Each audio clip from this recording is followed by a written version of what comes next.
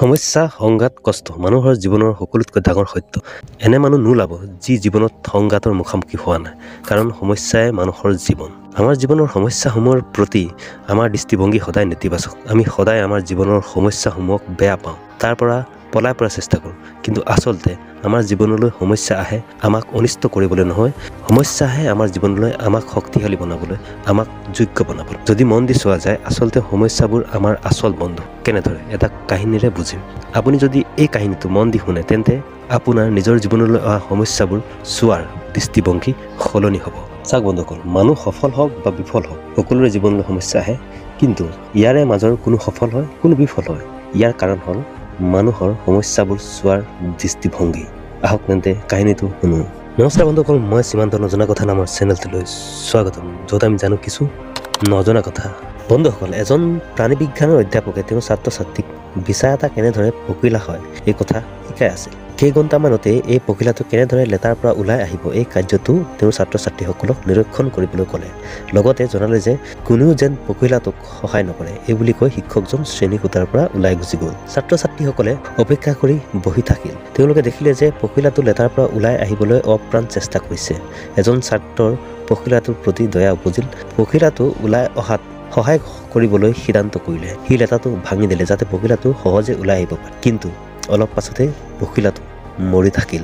শিক্ষকজন উভতি আহিল। তেওঁক ঘটনাটো কোৱা হ'ল। তেওঁ ছাত্ৰ ছাত্ৰীসকলক বুজাই দিলে যে পখিলাটোক সহায় কৰিবলৈ গৈ আচলতে তেওঁলোকে পখিলাটো মাৰি পেলালে। লেটাৰটোৰ পৰা জোৰ কৰি এনেদৰে পখিলাটো ওলাই অহাটোৱে প্ৰকৃতিৰ নিয়ম, কিয়নো এনে টনা আজোৰাই পাখিযোৰক শক্তি দিয়ে। মানে এই লেটাৰটোৰ পৰা ওলাই আহোঁতে যি কষ্ট পখিলাটোৱে কৰিব লাগে, তাৰ ফলতে পখিলাটোৱে সিটো ফুলৰ পৰা সিটো ফুললৈ উৰি নিজৰ জীৱনটো সুন্দৰকৈ যাপন কৰিব পাৰে। কিন্তু ল'ৰাটোৱে পখিলাটো এই শক্তি আহৰণ কৰাৰ পৰা বঞ্চিত কৰিলে, সেইবাবে পখিলাটো মৰি থাকিল।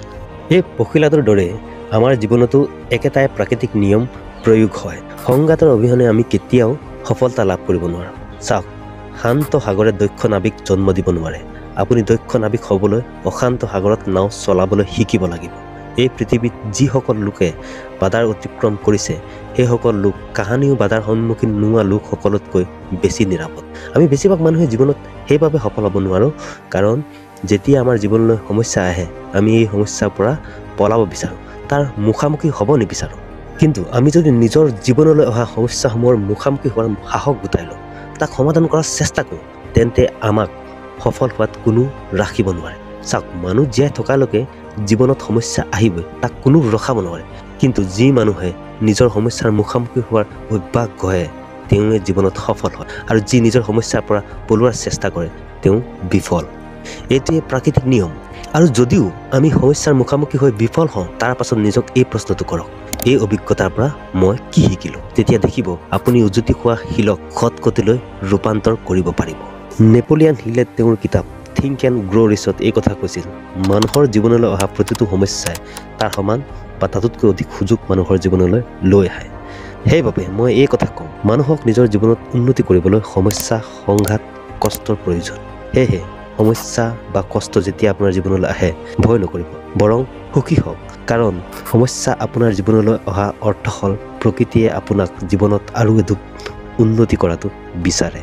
চাওক, পখিলাটো যদি লেটাৰ পৰা ওলাই অহাৰ কষ্ট সহ্য কৰিব লগা নহ'লহেঁতেন, তেন্তে সি বিচা হৈ মৰিব লাগিলহেঁতেন। সেয়েহে সমস্যা, সংঘাত, কষ্ট আমাৰ জীৱনৰ আচল বন্ধু, কাৰণ সিহঁতে আমাক অভিজ্ঞতা দিয়ে, জীৱনটো উন্নত কৰে, আমাক শক্তিশালী কৰে। বাৰু বন্ধুসকল, কেনে লাগিল ভিডিঅ'টো কমেণ্ট কৰি জনাব। ভিডিঅ'টো যদি ভাল লাগে লাইক কৰিব, চেনেলটো ছাবস্ক্ৰাইব কৰি মোক ছাপোৰ্ট কৰিব। এনেধৰণৰ ভিডিঅ' চাই থাকিবলৈ। মই লগ পাম এটা নতুন ভিডিঅ'ত। তেতিয়াহ'লে নমস্কাৰ, গুড বাই।